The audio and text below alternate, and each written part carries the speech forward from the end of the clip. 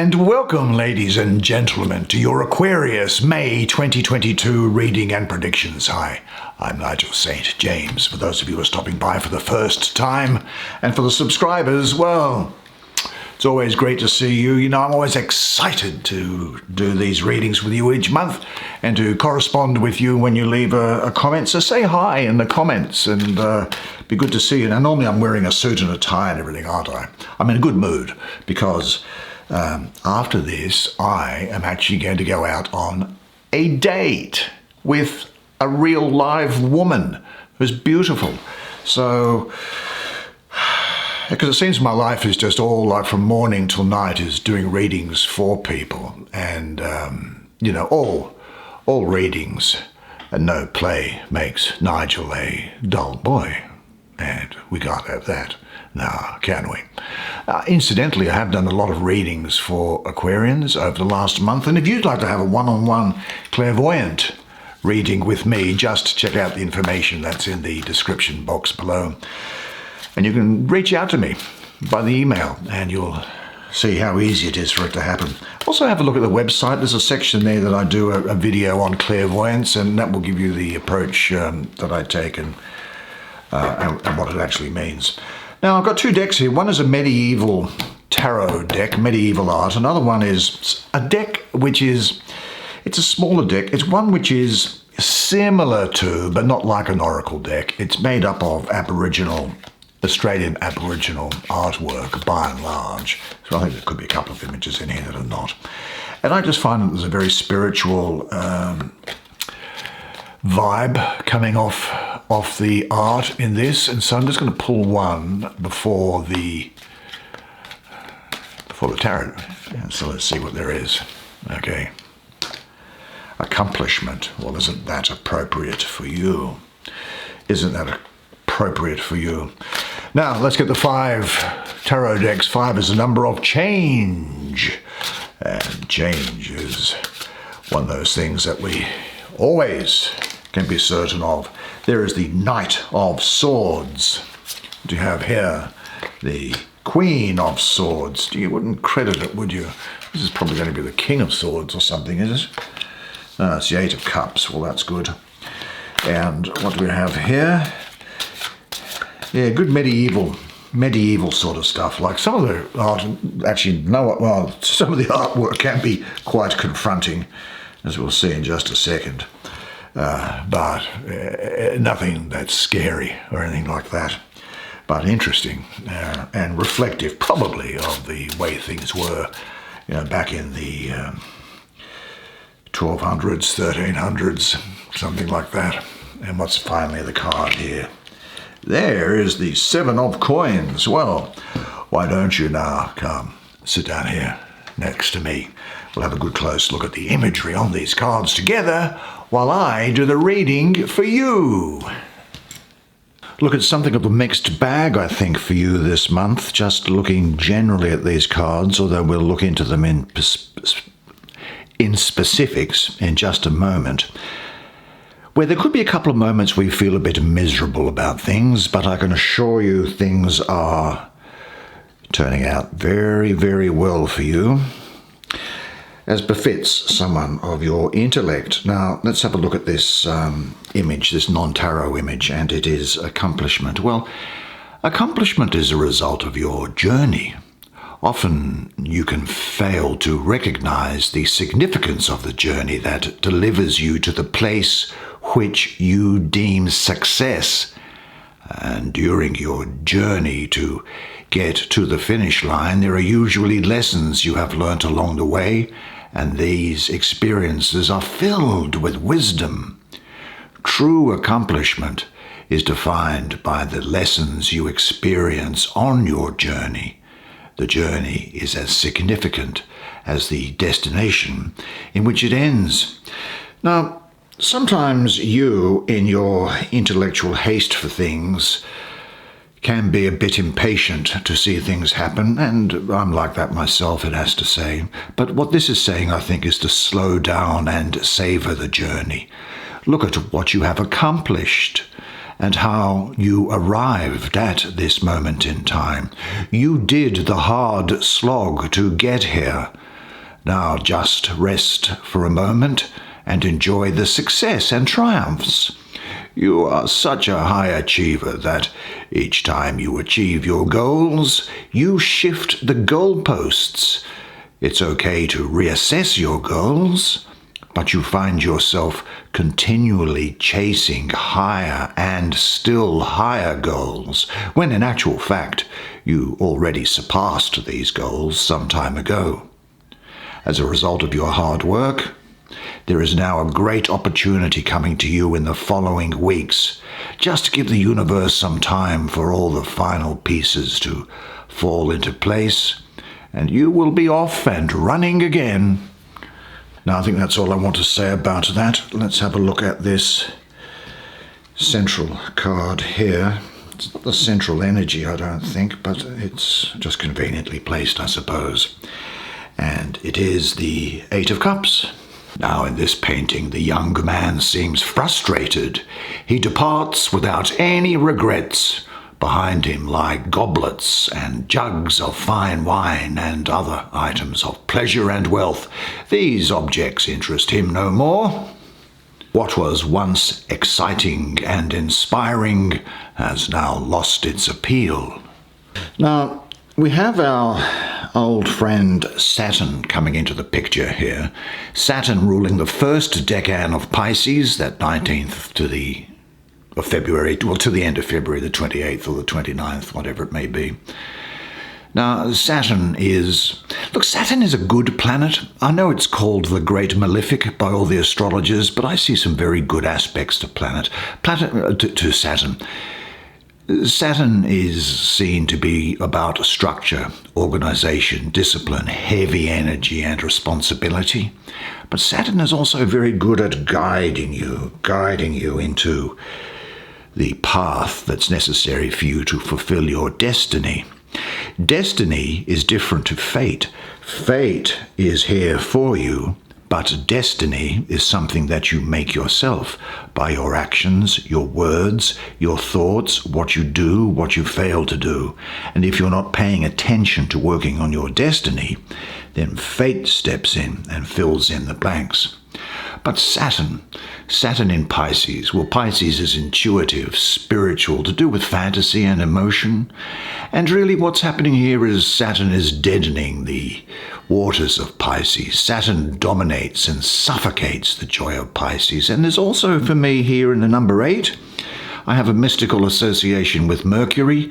There is the flightiness of Mercury present in the card due to the numerology. So the overall influence resembles dark Saturn with no growth. And the other thing, of course, is that Mercury is in detriment in Pisces, so we have conflict astrologically here as well. Now, as a result, you could feel some lethargy or melancholy or feel like giving up on something or choosing to leave something. But the number 8 is also about manifestation, about practicality, about skill, and about decision. Now, I've got to say, and because I always tell you the truth, that this, in a sense, points to you feeling as if it's not reality, but you might feel in your life that there is nothing that is of interest to you, not even an interest in friends or personal projects. It's almost as if you are denying yourself pleasure. There's almost as if there is a lack of effort and lack of get up and go, which may be a reaction to feeling empty in your life or without anything which fulfills you. Do you know, one of the 72 names of God is assigned to an angel, Rahael, and in Psalm 16, verse 5, it says, "The Lord is my allotted share and portion. You control my fate." Now, meditating on that, you'll find that with every step you take and each moment that passes, you will feel comfort, confidence, and a stronger sense of direction. I think it's time to consider yourself, to set some limits and say no. It may be an old behavior pattern to always direct your love maybe towards people from whom nothing comes in return. This may be a sign indicating your fears of accepting love from someone. What comes to mind for you in this context? Are you ready to dare to set limits and stand by them? In what situations do you hide your true feelings? Do you know, in this context, with this card in the center here, actually it's got more of an energy associated than I first gave it credit for. And it may point to subconscious things which are bubbling to the surface for you, which are painful. You know, sometimes you just have to believe in yourself. There's a good chance that all you've ever been told or made to feel in your life so far is that you can't do anything. That every time you even dared to dream that your life could be better, you were shot down or laughed at, made to feel small, made to feel useless, made to feel like an idiot for even thinking you could be more. All of us, just as we thought something was in reach, have had a massive shadow of doubt thrown on us, normally by somebody close to us. It hurts. And you then thought of the pain to get what you want, and your brain avoids it. But the truth is that there is nothing you cannot be. There is nothing you cannot do. There is nothing you cannot have. You are the most magnificent, the most remarkable, the most splendid being that God has ever created. For who could reject such wondrous magnificence? But you do not know who you are, and you think you are a great deal less. But the truth is, you are so much more. Now, the reason I think why that message has just come through is because of the appearance of this card here. And let's just have a look at it. You can certainly overanalyze things at times and give yourself analysis paralysis. You certainly can do that. Now, this lord in this painting, it seems to me, has decided to acquire a number of young bulls, and he is prepared to pay generously for them. He is calm and confident in his success, believing that his funds will be invested profitably. One has only to be patient and wait until his herd turns into golden calves, generating a considerable profit. Now, what I'm getting here is the feeling of patience. Everything needs time to mature. If you sow well, the harvest will be splendid and your labor will not be wasted. Well, here comes Saturn again. Isn't it interesting? Saturn this time is in the third decan of Taurus, the 11th to the 20th of May. Now, Saturn is, because of its distance from the Sun, slow-moving, and it is to some degree a restricting planet. And Taurus is a plodding, fixed earth sign. You see, you are fixed air, Taurus is fixed earth. But together, Saturn and Taurus talk about stagnation. We're getting that feeling of stagnation that was there before. However, I have with the numerology of the number 7 here, there's a mystical association that I have which relates to an area of, or a period's probably not the right word, but the emanation, the time of, although outside of time, of divine emanation prior to the creation of space and time and matter, which we mystics refer to generally as victory. So stagnation is something that you might think is going on in your life, but you are going to be victorious. There may well be delays in payments. It's time for you to look for long-term results, patience, like the Lord here buying the bulls. It's slow and steady growth. You may have to wait for some money. You might feel as if you are working through something of a dry spell. Your ability to deal with things is maybe being blocked by dire and fearful expectations. But as I say, sometimes you just have to Trust and believe in yourself. Step back and analyze. It's certainly not the end of the world. There's a sense of resignation and hesitation here, or a fear of falling. Now, the influence of Saturn here, it does, I've got to say, partly give rise to fear, and fear is a big factor in us failing to do things and delaying our recovery from things that haven't gone right. I think if you've been trying with someone in a relationship setting and it's not going anywhere, then it might be time to cut your losses, I think.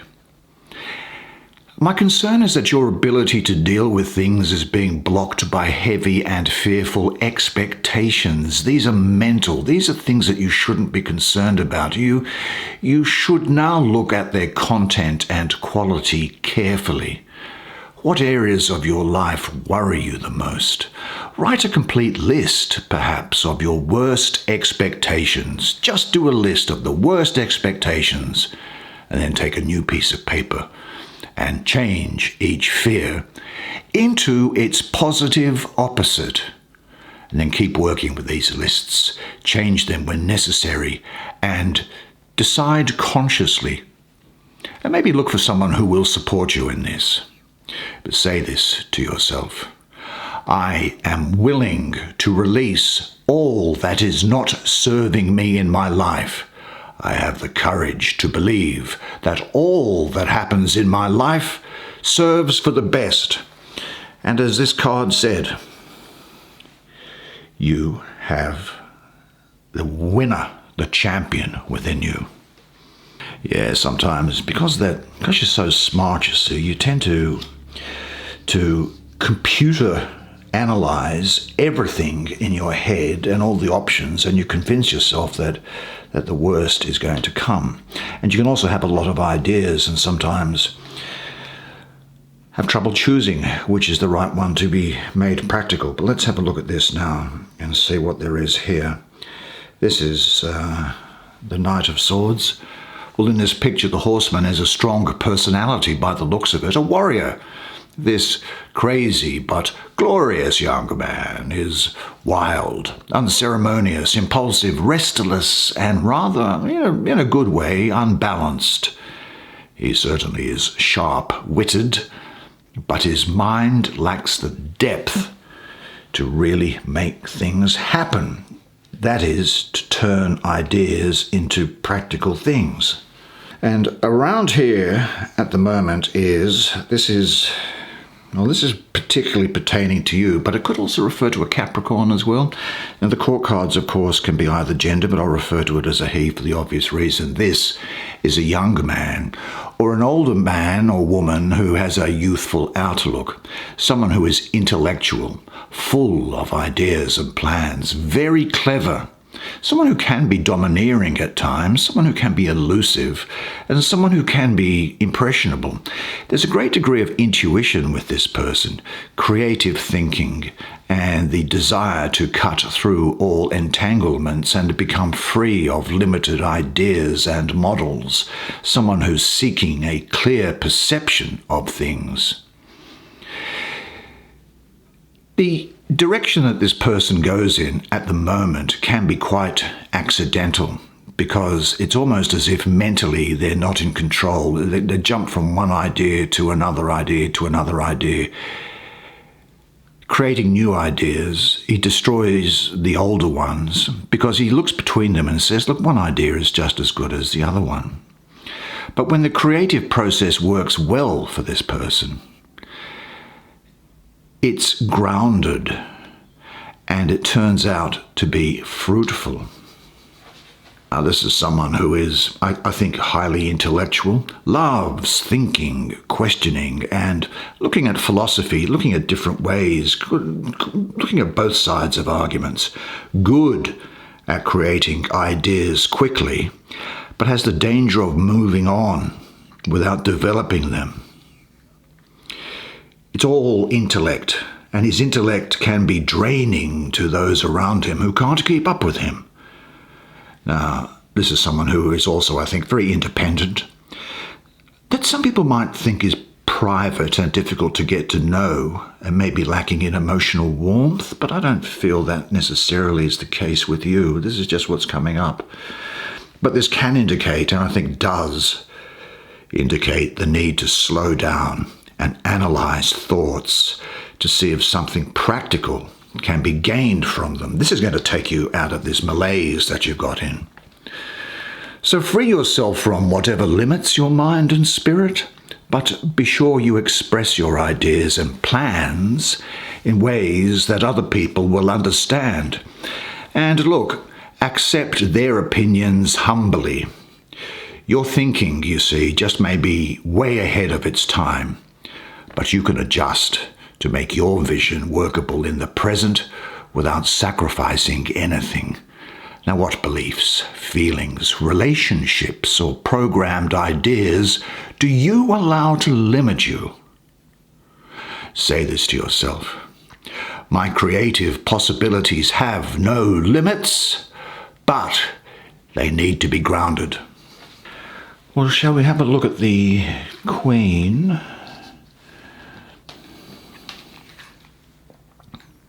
Wow. Looks like somebody forgot to take the trash out.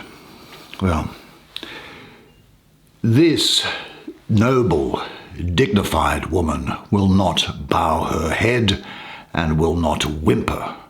She bravely endures every hardship.